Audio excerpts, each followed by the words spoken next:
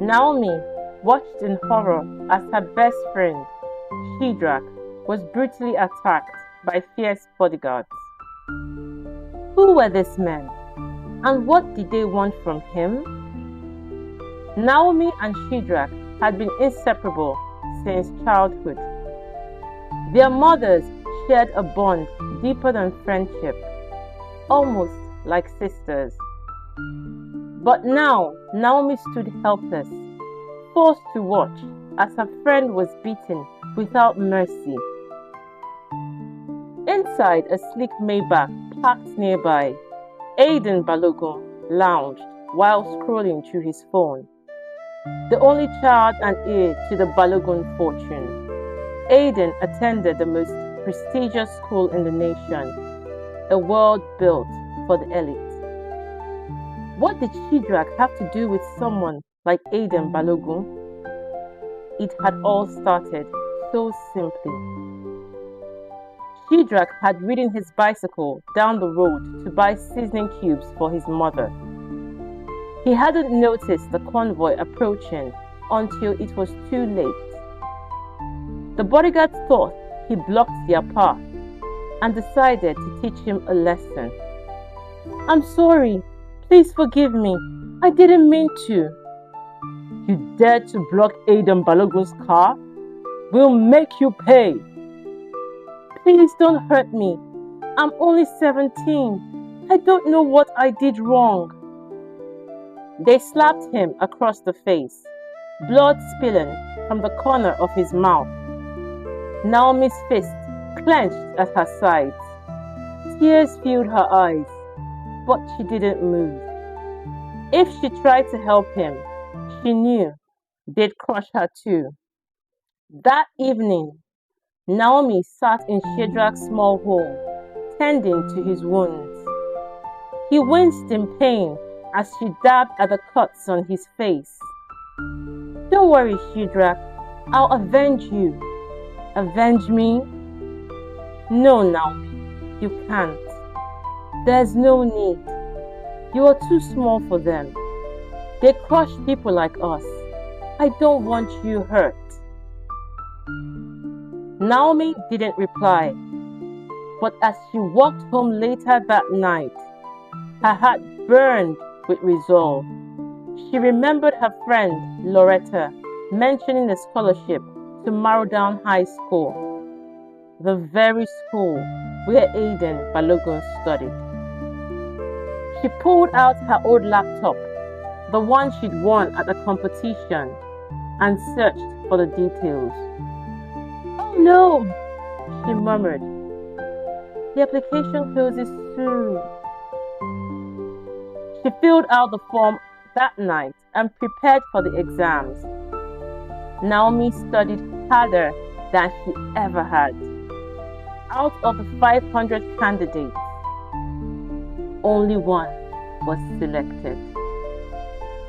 Her. The day she resumed at Marodaun High School, her heart pounded. She adjusted her uniform, picked up her old school bag, and said goodbye to her grandmother. Naomi's parents had died when she was a baby. Her grandmother, old, nearly blind, but fiercely loving, had raised her alone. Naomi dreamed of one day paying her back for every sacrifice. Getting into Marodaun was more than revenge. It was opportunity. Still, she couldn't stop thinking of Aiden Balogun and how he'd pay for what he did to Shedrach. At the bus stop, Shedrach was waiting with a nylon bag of hot akara in his hand. He smiled as she approached. "What are you doing here? We don't go to the same school anymore." "Does that mean we're no longer friends?" "What? Of course we are friends. Besties forever." They did their secret handshake and laughed. But Shedrach's smile faded as he looked at her. He knew why she was going to that rich school. He feared he was losing her, the only light in his life. Why are you so quiet? Nothing, I guess. She squeezed his hand. I'll miss you. I don't know anyone there. I wish you were coming too. You can always withdraw from the scholarship and come back to our school. You know I can't. This is a once-in-a-lifetime opportunity. It could change my life forever. A bus stopped beside them. That's my ride. Wish me luck.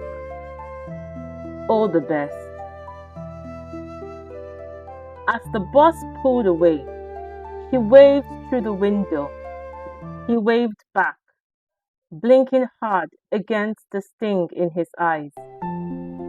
Something deep inside told him this goodbye wasn't simple. 20 minutes later, Naomi arrived at the gates of Marodaun High School and froze. The campus was massive, gleaming, alive with luxury cars and designer uniforms. For a moment, she simply stared. A loud horn jolted her from her thoughts. A white flashy car pulled up beside her. Naomi jumped aside just as the back door opened. Out stepped a girl, her feet clad in stockings and designer shoes, her hair gleaming against the early morning sun and her perfume that filled the air. You must be new. What's your name? Naomi Adaeze. Scholarship student? Naomi hesitated, then nodded. Christina Adams. She said it like it was a brand name, then turned and walked off. Naomi followed quietly. As they crossed the courtyard, students greeted Christina like royalty. Naomi's stomach tightened. This was a different world, a world of money, power, and status. And she was the outsider. The bell rang for assembly. Students lined up perfectly. Naomi stood alone, out of place. The assembly master walked out with a whistle hung around his neck. If you have no place to stand, move to the side.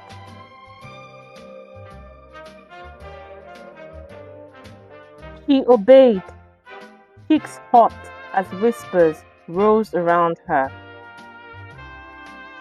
She must be the scholarship girl, someone said.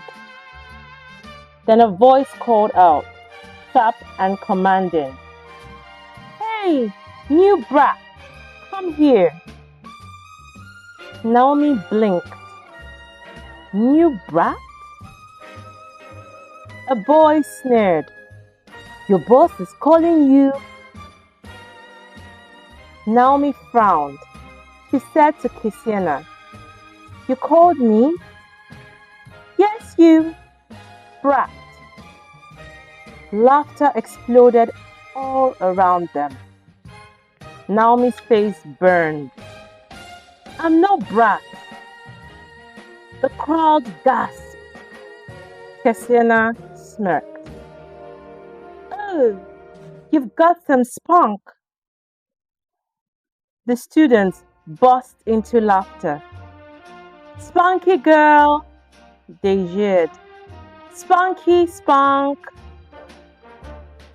Their voices rose around her like a storm. Naomi stood her ground, her chest tight, her ears ringing. She had never experienced this kind of cruelty? Where were the teachers? Was this what Marodaun High truly was? A place where wealth excused wickedness? The laughter stopped suddenly when a car drove into the compound. Silence swept through the crowd. Every student turned toward the driveway. Aiden Balogun stepped out, the fresh prince of Marodaun. Tall, confident, untouchable. He didn't smile. He didn't speak. He simply walked, and the crowd parted for him. In seconds, order returned. Even the assembly master, who had vanished earlier, reappeared and started the program as though nothing had happened. Naomi exhaled slowly. If Aiden hadn't shown up when he did, there was no telling what might have happened. Still, she knew she wasn't safe. Leaving wasn't an option. She worked too hard for this scholarship. So she squared her shoulders and decided, whatever came her way, she would endure it. When the assembly ended, Naomi turned to head for the office when she heard a whisper. "Hey!" Naomi turned. A timid girl stood behind her, eyes darting nervously. "Hello. You need to find a master fast, or they'll deal with you." "A master? What are you talking about?" The girl leaned closer. "I'm a scholarship student too. Been here 4 years. You can't survive here without a master. Everyone here is rich. I mean, really rich. The scholarship isn't meant to help us. It's to make slaves out of us." "Slaves?" "If you don't belong to someone powerful, you are prey. That's just how it works here." Before Naomi could respond, a sharp voice cut across the yard. "Timera, come here at once!" The girl flinched, turned, and hurried toward a smaller female student who waited with folded arms. Naomi watched as she bowed before the girl and followed her away. The more Naomi saw of this school, the less it made sense. Later that morning, her registration was completed. She received her name tag and locker key. When she entered her classroom, the chatter died down and the stares began. No teacher, groups of friends laughing. And then there was Kesiena, sitting like a queen, legs crossed, smiling faintly. Naomi spotted an empty desk and walked toward it. Before she could sit, a tall boy blocked her path. "What do you think you're doing?" "Oh, is this your seat? I'll find another one." She turned, found another seat, and another student stood up to stop her again. Whispers rippled through the room. Kesiena's small smile grew wider. Then the teacher entered, and suddenly every student sat quietly, except Naomi, who had nowhere to sit. One empty desk remained, and she took it without hesitation. The students exchanged looks and giggles, but she ignored them. She wasn't here to make friends. Then the door opened again, and Aiden Balogun walked in. Every whisper died. He moved to the front of the class and stopped, his eyes fixed on Naomi. How dare you? Naomi looked up from her notebook. Excuse me? You dare sit in my chair? She looked down at the desk and saw his name engraved neatly into the wood. Aiden Akimolafe Balogun III. It was the only empty seat, and I didn't see you when I walked in. For a second, Aiden simply stared. No one had ever spoken to him that way before. Not here, not anywhere. Naomi stared at Aiden and continued. You'll have to find another seat. This one's taken. The class fell silent. Then the teacher approached. Naomi, you have to stand. That chair belongs to Aiden. Aiden turned and left the room. The teacher glared at Naomi. Do you know what you've done? You made Aiden leave the class. You are suspended until further notice. Naomi's eyes widened. Suspended? For sitting in a chair? Out! Now!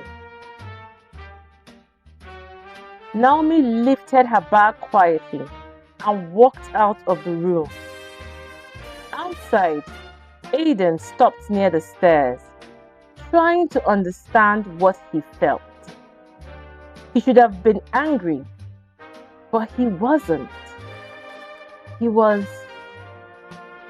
curious. Aiden Balogun had grown up worshipped. People bowed, flattered, obeyed. But Naomi Adaeze, a scholarship girl from nowhere, had looked him in the eye and challenged him. Before long, the principal and two teachers came running up, voices dripping with fear and flattery. Aiden, please, come to my office. We've suspended her and we'll make sure she's expelled. Aiden cut him off with a glare. Don't expel her. Don't even suspend her. Let her stay. They froze. In fact, let her have my chair. I'll have another brought in. They nodded quickly, relieved, but Aiden's thoughts were elsewhere. He didn't understand why he cared. Only that something about her defiance unsettled him. When Naomi was called back to class later, she said nothing. She took her seat, the same one. Minutes later, another chair was brought in and placed beside her. Moments after, Aiden returned. He sat next to her, his expression calm, a faint smile on his lips. His eyes were cold. Naomi felt his stare and turned away. Her heart pounded despite herself. During lunch break, she sat alone at the back of the building, eating the granuts her grandmother had packed. He didn't dare go to the cafeteria again. Then he heard that voice. It was Aiden. Aren't you coming for lunch? She looked up, startled. He stood before her, the same faint smile on his face. I'm good. In that case, he pulled out a chair and sat beside her. Let's have whatever you're eating together. Naomi's throat went dry. Aiden Balogun wanted to eat her groundnuts. Before she could reply, he had already dipped his hand into the bag, taken a few and eaten them. He just stared, speechless. We never got properly introduced. My name is Aiden. What's yours? Naomi. Naomi Adaeze. Aiden kept chewing, forcing the nuts down. He knew he shouldn't. He was allergic to them. But this was about control, not comfort. He wanted to make her drop her guard. Yet, as the taste spread across his tongue, something strange happened. It wasn't bitter. It wasn't harsh. It was warm, different. He found himself reaching for another handful and another until the bag was empty. My grandma makes them. If you like, I can bring more tomorrow. Aiden nodded automatically, then froze. Why had he done that? Why did her offer make him feel seen? Wasn't this the same girl he planned to humiliate? He stood abruptly and walked away, unsettled. For as long as he could remember, his father had taught him never to show emotion. No joy, no pain, no fear, only power. And yet, here he was, shaken by a single act of kindness. After school, Naomi walked toward the gate, ready to go home. But Kesiana and her friend stepped in front of her. Where do you think you're going? First, you refused to be my slave. And next thing, you're sitting in my boyfriend's seat. Do you even know your place? Please step out of my way. Two of the girls grabbed her arms and pushed her against the wall.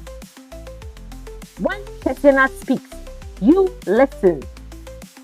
Let go of me. The grip tightened around her collar until she could hardly breathe. She gasped for air as Kesiana smirked. I'll teach you what happens when you cross me. Take her back in, lock her up in the janitor's closet. Naomi fought, kicking and shouting, but no one helped her. Cars passed by. Students pretended not to see. Her bag fell to the ground as the girls dragged her back inside. Aiden was walking towards his car when something caught his eye. A dusty school bag lying near the driveway. Naomi. He paused, turned away, then stopped again. Against his better judgment, he picked it up and walked back into the building. Inside the janitor's closet, Naomi was gagged and tied at the wrists and ankles. The small room was pitch dark and airless. Her breath came in short, ragged bursts.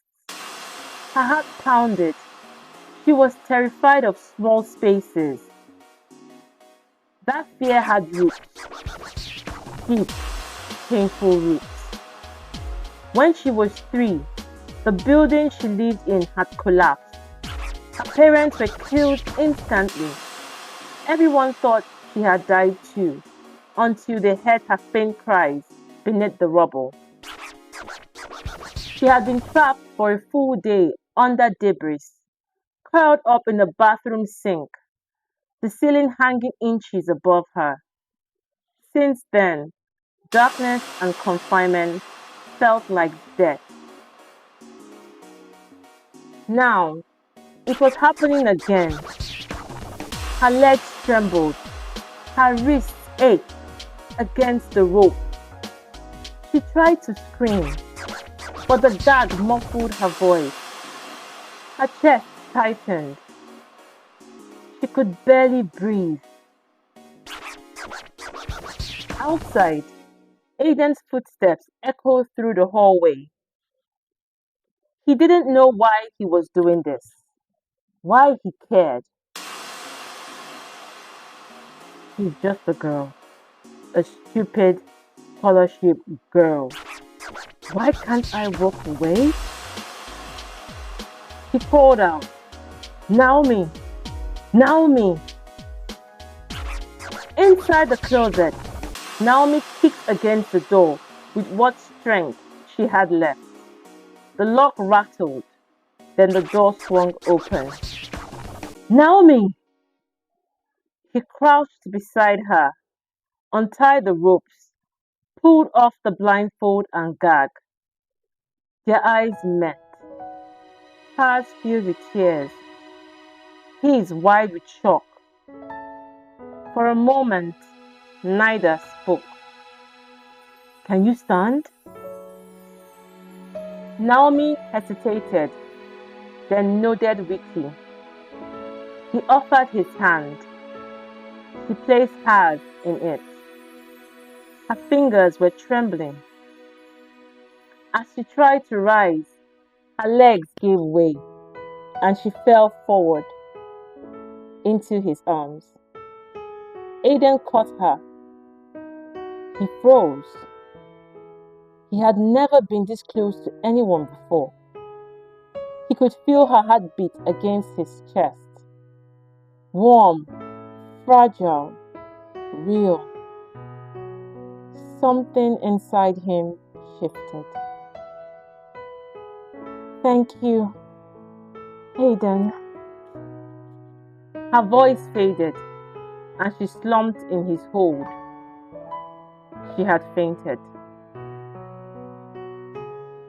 Aiden looked down at her, the girl who had defied him, the girl who made him feel human. He lifted her gently into his arms. You're safe now. He walked out of the janitor's closet, carrying her toward the light, unaware that this single moment had changed everything. Watch out for part 2 of this thrilling series, Must Date the Billionaire's Son. An unforgettable story of love, power, pride, and the girl who dared challenge it all. Please support this page by subscribing and liking the videos. God bless you.